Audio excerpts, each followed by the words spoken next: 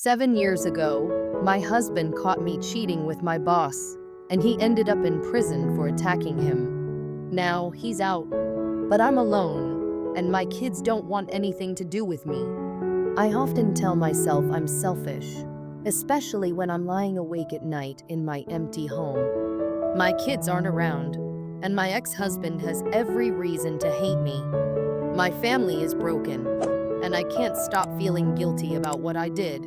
My selfish actions happened back in 2015 when I turned 39. I admit that I took my husband for granted. He always told me I was beautiful, that he loved me, and treated me as his equal. He didn't treat me like a queen, but as a true partner. We had been married for 20 years, high school sweethearts, and each other's first love. My family loved him, my brother admired him, and my ex supported him through tough times. My ex was the go-to person whenever anyone needed help. He was a genuinely good man. Over the years, I gave him 2 strong boys who were 18 and 16 at the time, and twin girls who were 13. I had gained some weight and felt insecure, but he still called me beautiful. We rarely fought, and when we did, it was usually about intimacy, things I didn't want to do, or just not being in the mood, which he tried to understand. When I turned 39, I made a big change. I spent a year working out, doing yoga and Pilates, and lost 180 pounds, getting down to 135. It was a huge transformation for me. I had never been that fit, and I felt like a different person. My ex also lost weight and got in better shape, going from 260 to 225 pounds. He was more attracted to me than ever, but I still wasn't interested in being intimate. He tried everything: dinners, dancing, long walks, helping around the house. He still looked at me with love and desire, even after all these years. I think any woman would appreciate that, but I just wasn't in the mood.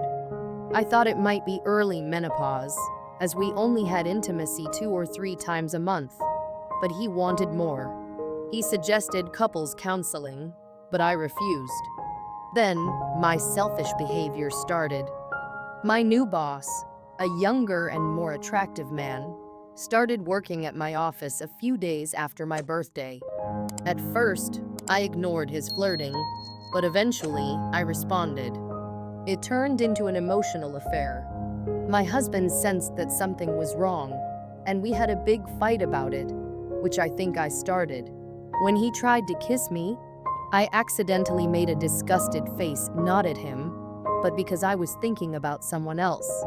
A week later, I met my boss at a cafe to tell him we needed to stop, but instead, he kissed me, and I didn't pull away.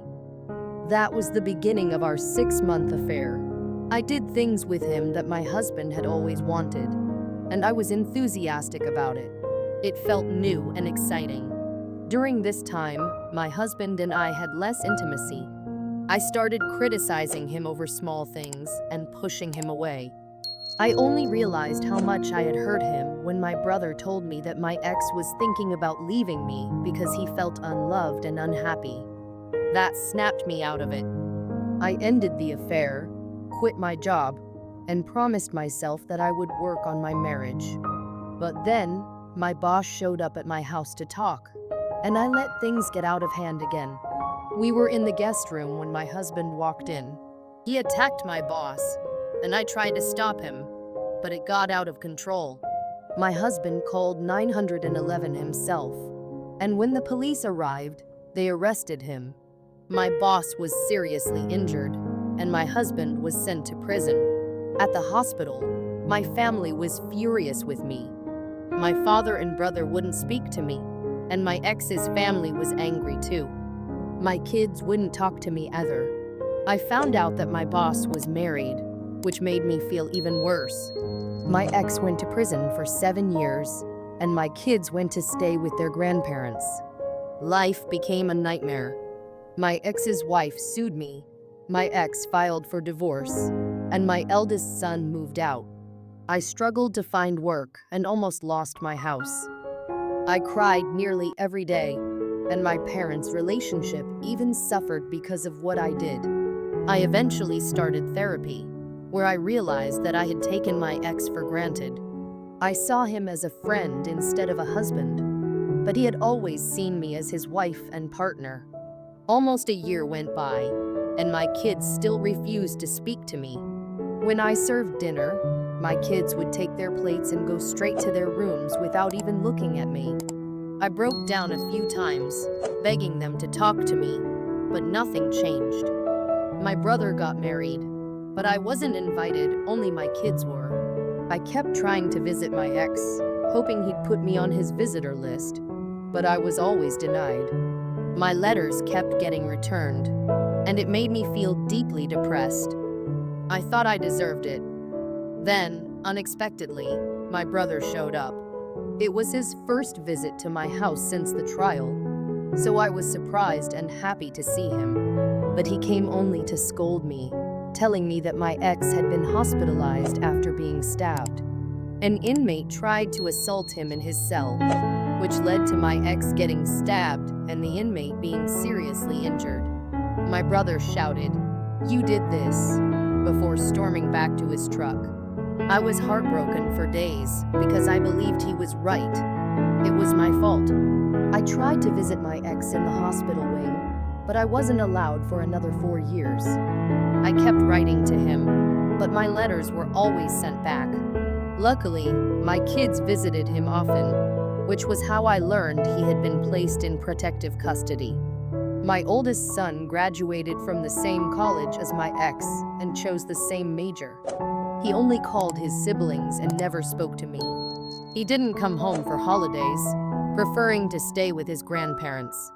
My other son did the same, going to the same college and not contacting me. My twins were tough to handle, but they visited their father every week, which seemed to help them. When they got out of control, their uncle would discipline them. My brother and I barely spoke, though. I tried to visit his wife after their first baby was born, but they told me to leave. My mom kept me updated about their lives, but my dad still refused to acknowledge me. Then in May this year, my kids seemed happy, and my sons came home. I didn't know why, but I was just glad they were back. For 4 months, they were home, and I tried my best to apologize and make things right, but mostly they ignored me. Still, they were talking to me, and I was thrilled to hear about their lives. My oldest had a girlfriend, my second-born was on the college track team, and my daughters started chatting with me again. It hurt even more because I realized how much I had damaged our relationship. It was great seeing them smile, laugh, and eat dinner together again. In August, as I got ready for the twins' senior year and their 18th birthday, I told them how excited I was for their birthday party and what I had planned. But they asked if we could reschedule, which confused me. I thought things were getting better between us. When I asked why, one of them said, "Because Dad is throwing us a party, and I don't want you near him." I was stunned.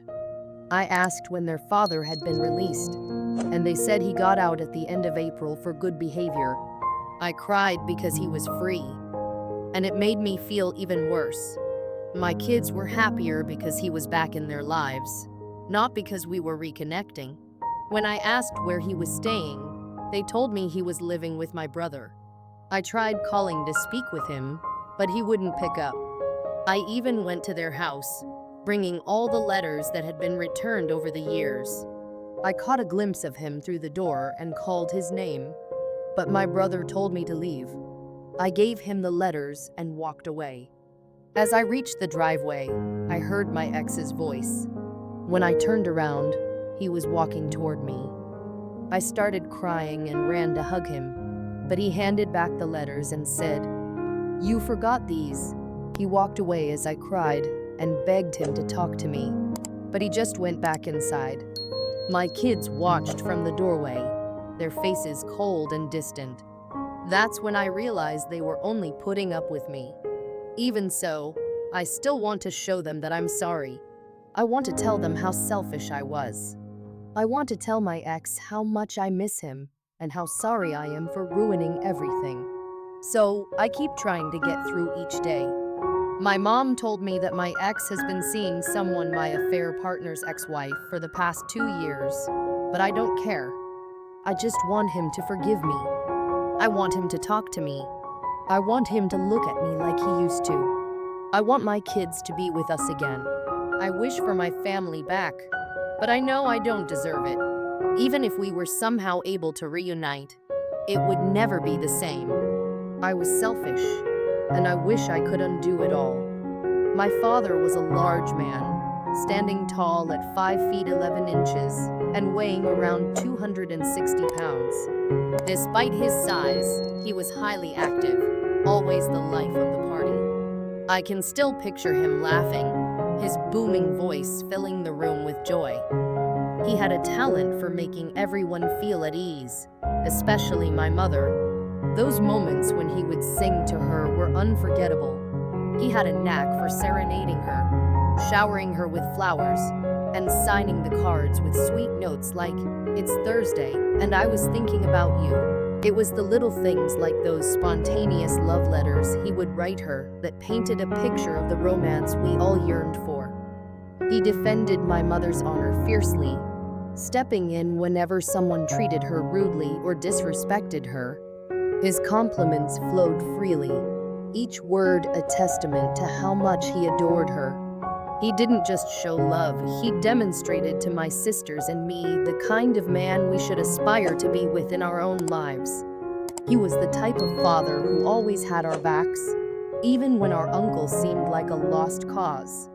My father never gave up on him, refusing to let him fall into despair. As my grandfather once said, he knocked the stupid out of him and left behind the man he was supposed to be. That saying has always made me laugh. It perfectly captured my father's determination to uplift those around him. Growing up, I admired my father's unwavering support for my mother. She had always adored him. He was her one-man pep rally, always encouraging her when she felt low. In return, she inspired him, and together they built a marriage that we all wanted for ourselves. But then everything changed. My mother had an affair. I can recall those months, vividly months filled with confusion and heartache. My mother began to speak to my father as if he were beneath her, dismissing his feelings and contributions. Despite his attempts to maintain his composure, he was deeply affected. My father, a college graduate and a successful financial consultant, had the ability to adapt and connect with people from all walks of life. However, Grandma often described him as being similar to his father: nice, respectable, and helpful, but also someone who could turn fiercely protective when provoked. My father tried everything to win my mother back. He bought her flowers, took her out to dinner, and even tried to dance with her, but she was wrapped up in her own world, seemingly indifferent to his efforts. We all witnessed the strain in their relationship, and it impacted my younger brother and twin sisters. Yet, my father smiled, reassuring us that everything would work out. He believed my mother was just stressed at work and bringing it home. I bought into that narrative, especially after she quit her job, thinking that maybe without the work stress, their marriage could be salvaged. Then came the day that shattered our family's world. My father was arrested. Do you know how embarrassing it was for us? The entire school was buzzing about what happened. My father got detained because my mother couldn't keep her legs closed. I couldn't bear to look at her, so I went to stay with Grandma. The sight of my mother filled me with disgust. When I visited my father in jail, he couldn't even look at me. He was ashamed, confessing that he felt like he had failed as a husband and as a man. I told him he hadn't, but he insisted that a real man would have considered the repercussions of his actions. He believed he failed as a husband because his wife had cheated on him. "Please look at me," I begged him, but he turned away. Then, My mother had the audacity to ask for our forgiveness. For the first time in my life, I felt an overwhelming urge to physically harm her. We were all hurting, and she wanted forgiveness. Sitting in that courtroom while I listened to that 911 call the worst 25 minutes of my life. Listening to my father, the man who would have murdered and died for my mother, pleading with the operator for help was devastating. He was crying, saying he thought he had killed someone, and repeating that the love of his life had cheated on him. It was a pain that cut deeper than anything else could. To make matters worse, my mother attempted to act as a character witness for my father during the trial. We all told her not to do it, but she insisted. Why would she want to show us that she still loved him? Why would she tell the court he was a good man when her actions had led to this chaos? I felt the cross-examination, where she divulged how long she had been with that other man, was the reason we lost him and sent him to jail. The fallout from all of this was profound. I began to struggle with my emotions, developing severe anger issues. My brother turned to alcohol as a coping mechanism, hiding his struggles behind a facade of normalcy. One of the twins even contemplated suicide, but my mother was oblivious to their pain. All she seemed to want was to reconcile with my father, leaving me to shoulder the burden of supporting my siblings. I loathed her for that. I still do. When I got to college, I had no desire to associate with her. Like my father, I became a surrogate parent to my siblings. I worked full-time, attended classes, and even sent her money to help pay the bills. I never understood why she made it seem like she was doing everything on her own. I knew it was difficult for her and that she was depressed, but she had financial aid and grandma defending her. But grandma did that only because everyone was against my mother, or so the twins believed. When my father was stabbed, I nearly had a mental breakdown. I had just seen him that day, playfully mocking how muscular he had become during his time in prison. We laughed about it, jokingly referring to it as the prison body plan. Just as I was leaving for school, I received that fateful phone call. I almost crashed the car, my brain shut down. The grief was overwhelming. I didn't tell anyone, but I found myself sitting outside the apartment of the man who hurt my father. I wanted to beat him up, to make him feel the pain he had caused. But when I saw him walking with a cane, I remembered my father's words and drove away. As the years passed, we lost more family. Grandma died, followed closely by Grandpa, who succumbed to broken heart syndrome. My father couldn't attend the funerals. His absence haunted us. Do you know that both of his sisters got married in the waiting room of the hospital so that he could give them away? The damage caused by my mother was immense. It didn't help that she continued to ask us for forgiveness and another chance. She never gave us the space to understand or heal. All we heard was her desire to make herself feel better. She didn't seem to care about our pain. Sure, she tried later, but it wasn't when it was most crucial. When my father was released, he told us to start talking to her. He insisted that she was a good mother and we should treat her with respect. So we did. For a while, it made her happy. I remembered what it was like to not despise her. Dad struggled to find work at first, but eventually, one of his old clients hired him. I didn't anticipate the twins springing the news on her that he didn't want her to know he was doing better and didn't want to hurt her. But when she appeared, it disturbed him. He threw up after speaking with her, stating the sight of her made him nauseous. Regarding your recent post about your ex-wife coming to see Dad, I need to clarify that she has been visiting him weekly for over 3 years now. They have spent time together since he was released. So please don't build a fantasy about the two of you getting back together. If you want to discuss this, call me. If you want to mend things with your children, reach out. What you did last week, posting perhaps at the worst time in our lives, is sheer selfishness. My father told me about it, but he didn't care. He simply said, "She's only the mother of my children." This whole experience has left scars on all of us. My siblings and I have been through hell, trying to navigate the chaos left in the wake of your decisions.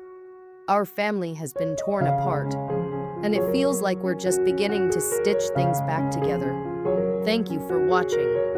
If you haven't subscribed yet, please do so and hit the notification bell to stay updated on more shocking real-life stories happening around you.